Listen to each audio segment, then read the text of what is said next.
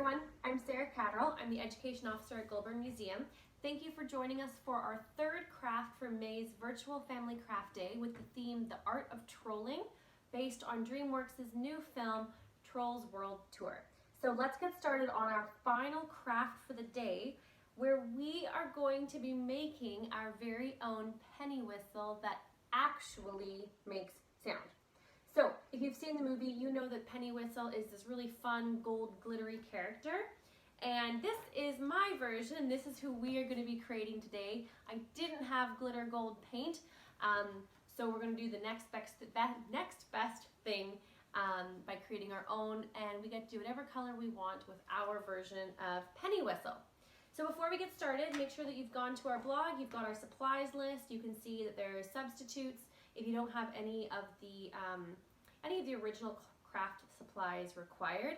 I will just say that parents, this is the craft you're going to want to be involved in because it is best done using an X-Acto knife or a really sharp kind of cutting tool. So this is a good one for the whole family to do together, so that parents, guardians, adults who are doing this with some kids, that you can be the one working with that tool. Okay, so first of all, you're going to need to get a cardboard tube that's roughly the length of a paper towel tube. If you can find it, an empty tinfoil tube or saran wrap tube is the best option because it's a firmer, harder tube. If you don't have that, then a paper towel tube is okay, but it is better if you can get a much more sturdy tube. This one here is paper towel tube. So that's what we're going to be using. The next part requires some pretty specific measurements. So I'll go slow, but pause the video as you need to, so you can write down the measurements and measure it out on your paper towel tube. Okay, so if you have a sewing measuring tape, that would be perfect. If not, a ruler, or in my case, another kind of measuring tape is what we're going to work with. Okay, so first things first, you are going to measure from the end, doesn't matter, any end. From the end, you're going to measure 5.5 centimeters down, and you're going to make a mark there. So you'll take your measuring tape, and from the top, you are going to measure 5.5 centimeters. So again, pause as you need to write these down or to make your marks. So you'll make a mark at 5.5 centimeters.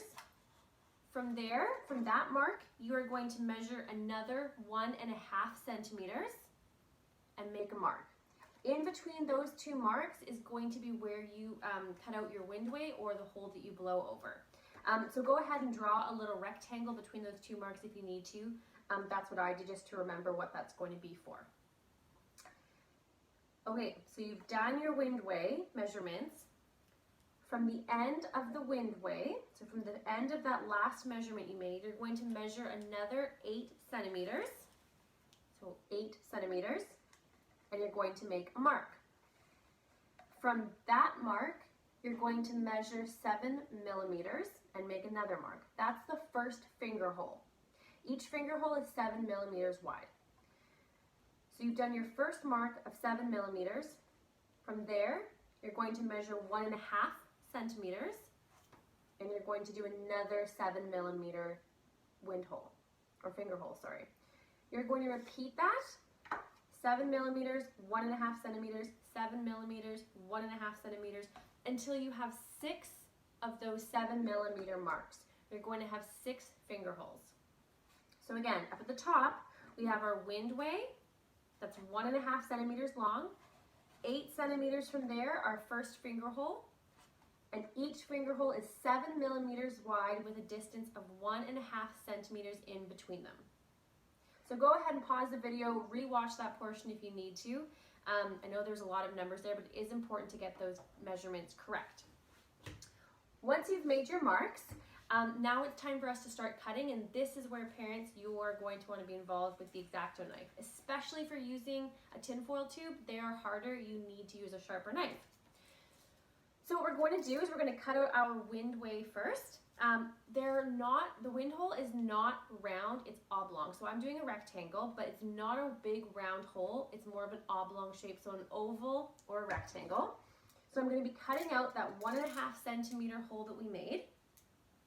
And what you need to do for this windway, there's one more measurement, is it's 1.5 centimeters long and it needs to be 8 millimeters wide. So go ahead and measure that out. So you have an 8 millimeter wide by 1.5 centimeters long rectangle or oval. I've done a rectangle. Once you have that rectangle drawn, you're going to take your X-Acto knife and you're going to cut down those lines enough that you can pop out and you'll have a hole. Perfect. So again, this is for the grown-ups in the room, not for the smaller people. Okay, there we go. I've got a hole. Now we're going to go down, and what I've done is in between each of those six 7 millimeter marks that we've made, I've taken my X-Acto knife and I've just done a little cut into all of them. And then what I'm going to do is take a pencil. I'm going to put the tip of the pencil into that cut, and I'm just going to twist it back and forth like that until I have widened the hole enough that it's between those two marks that we made to measure out 7 millimeters. So just like this, all the way down, each of these holes measuring 7 millimeters across. And there's the last one, and I know it's 7 millimeters because I made those two marks, and now the hole is touching those two marks. Okay, so now we have 6 finger holes, and we have a place to blow over. Now this is the fun part, you get to decorate it however you want. So I tried to make mine as close to the original Pennywhistle color. The closest I could get to was peach. You can make your Pennywhistle whatever color you want. Bright blue, neon green, brilliant violet, whatever color you want. Go ahead now, pause the video. If you have paint, it's a really easy one just to paint over it. You just want to make sure you give some time for it to dry. Otherwise, you can do markers and color all over it, whatever design that you want. Once your paint is dried or you're finished with your markers, if you have any googly eyes at home, it's really fun to put some on for Pennywhistle. I've done hers up here over the wind hole to make it look like a mouth. And I just used some hot glue. And I chose some of my googly eyes. You can use the really big ones if you want to. You can use smaller ones. And I've just done a little bit of hot glue on the back of each eye, and I've placed them really close together above the wind hole. So it looks like she's got now 2 eyes and a mouth. And then I also drew some really long fancy eyelashes for her. You probably can't see those, but that's just for me, and that's fun. Okay, so we've decorated our whistle. We've cut out the holes.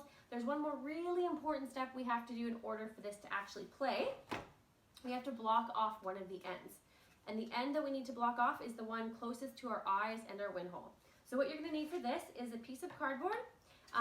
Corrugated is best.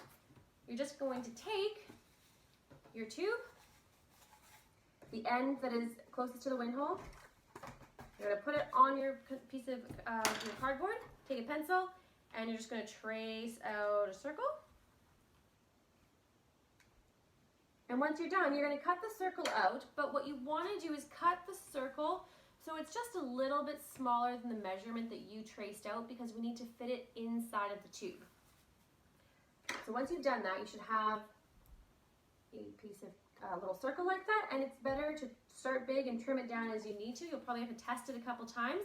You're going to take your circle, take the tube, and you're just going to slowly adjust it in there.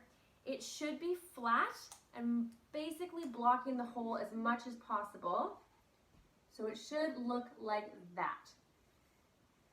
And what you're going to do, it's going to be really gentle here, is now that I've got it in there and it's as straight as possible, I'm going to use a hot glue gun for this. You're going to take your glue gun, if you don't have some liquid glue is fine, and you're going to seal off the edges. And this is going to be a sound barrier at the end. If you're using liquid glue, you're just going to need a lot of it, and you're going to need to let it dry fully before you can play your instrument. So I'm just slowly spinning the tube, filling it with glue, and you're doing the edges with glue so that you're blocking off any spaces. The more the better. Okay, and then you just want to let that dry.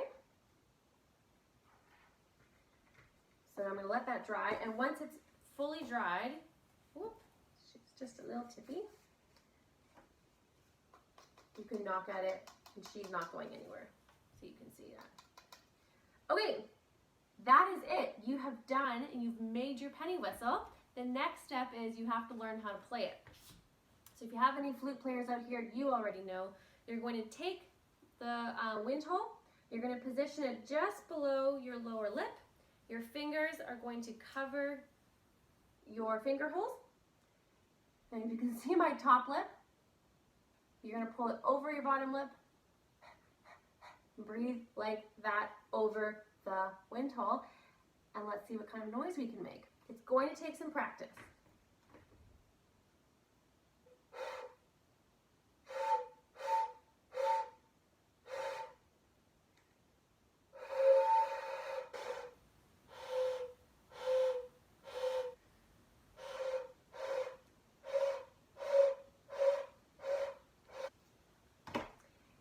So you know what? It takes some practice.